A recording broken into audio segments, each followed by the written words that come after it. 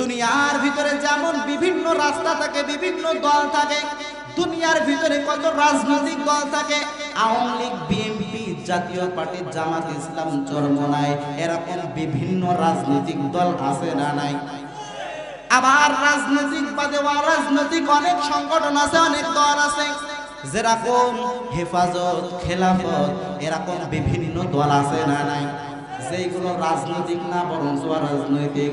দুনিয়ার ভিতরে বিভিন্ন দল বান্দা থাকতে পারে, কিন্তু পরকালে কোনো আওয়ামী লীগ চলবে না, বিএনপি চলবে না, পরকালে কোনো জামাত ইসলামী চলবে না, পরকালে কোনো হেফাজত না চরমনায় চলবে না।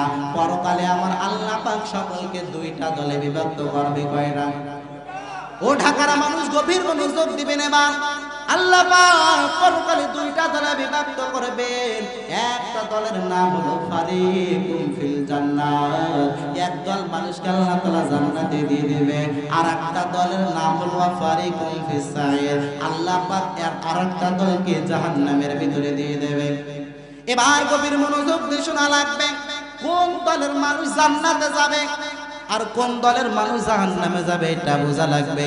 রে বান্দা, আওয়ামী লীগ করলে জাহান্নামে যাবা, বিএনপি করলে জাহান্নামে যাবা, এটা বুঝাইতে চায় না। কি বুঝাইতে চায়? গভীর মনোযোগ দিয়ে শোনা লাগবে। আল্লাহ পাক পবিত্র কোরআনুল কারীমের ভিতরে আয়াত নাযিল করে জানায় দেন, ইন্নাল আবরারা লাফি নাঈম ওয়া ইন্নাল ফুজ্জারা লাফি জাহিম। দুনিয়ার ভিতরে যারা আবরার হতে পারবে তারা জান্নাতি। আবরার শব্দের অর্থ হলো নেককার, আবরার শব্দের অর্থ হলো ভালো, আবরার শব্দের অর্থ হলো নেককার, ভালো আমলকারী সালেহ। তাহলে আল্লাহ পাক কি জানিয়ে দিলেন?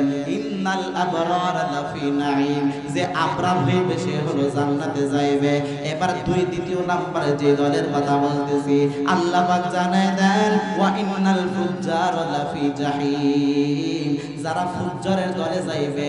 যারা ফুজ্জার মানে পাপিষ্ঠ, ফুজ্জার মানে খারাপ ব্যক্তি, বদকার ব্যক্তি, মনে থাকবে তো? তাহলে আবরার মানে কি? নেককার, ভালো। আবরার মানে নেককার, ভালো, ফুজ্জার মানে বদকার, খারাপ, মনে থাকবে? এই জন্য বান্দা আবরার হওয়া লাগবে। দুনিয়ার ভিতরে বিভিন্ন লাইনের বিভিন্ন দল থাকতে পারে, কিন্তু পরকালে দল হলো কয়টা? নাকি পাঁচটা? না, পরকালে দল হলো দুইটা। একটা দলের নাম আবরার, আর একটা দলের নাম ফুজ্জার। এবার আবরার দলে যারা থাকবে তারা হলো জান্নাতে যাইবে, আর যারা ফুজ্জার দলে যাইবে তারা হলো জাহান্নামে যাইবে। তাহলে আমরা আবরারের খাতায় নাম লিখাইতে চাই নাকি ফুজ্জারের খাতায় নাম লিখাইতে চাই? গভীর মনোযোগের কান লাগাই শুনবে। সাহাবায়ে কেরাম তারা আবরারের খাতায় নাম লিখাইছে, সাহাবায়ে কেরাম ফুজ্জারের খাতায় নাম লিখান নাই। যার কারণে সাহাবায়ে কেরামের অনেক দাম, অনেক মর্যাদা। সাহাবায়ে কেরাম আমার পয়গম্বরকে সচক্ষে দেখেছে। আজকে ঢাকার ভিতরে এমন একজন আছে নাকি যে আমার পয়গম্বরকে সরাসরি দেখেছে? আছে নাকি? গোটা বাংলাদেশের ভিতরে একজন আছে, গোটা পৃথিবীর ভিতরে একজন আছে নাকি? গোটা পৃথিবীর ভিতরে কেউ নাই। সুতরাং সাহাবায়ে কেরাম এত দামি কেন হইলো? সাহাবায়ে কেরাম ইসলামের জন্য তাদের জীবনটা বাজি রেখেছেন, ইসলামের জন্য তারা রক্ত ঝরেছেন, ইসলামের জন্য তাদের জানমাল সবকিছু পরিপূর্ণ ব্যয় করে দিয়েছেন। ইসলামের জন্য সাহাবায়ে কেরাম রক্ত দিতে রাজি, জীবন দিতে রাজি। ছেলে মেয়ে, ভাই বোন, আত্মীয় স্বজন ভালো না কেন, সাহাবায়ে কেরাম সবকিছু ইসলামের জন্য কুরবানি করতে রাজি।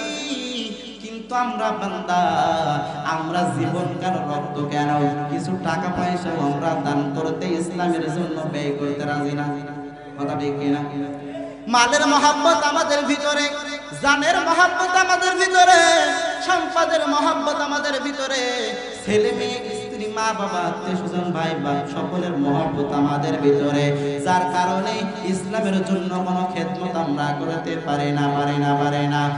ঢাকা বনানীর মানুষ গভীর মনোযোগের কান লাগিয়ে শুনবেন। তাহলে সাহাবায়ে কেরাম এত দাবি হয়ে গেল কেন? সাহাবায়ে কেরাম ইসলামের জন্য সবকিছু কুরবান করে দিতে প্রস্তুত।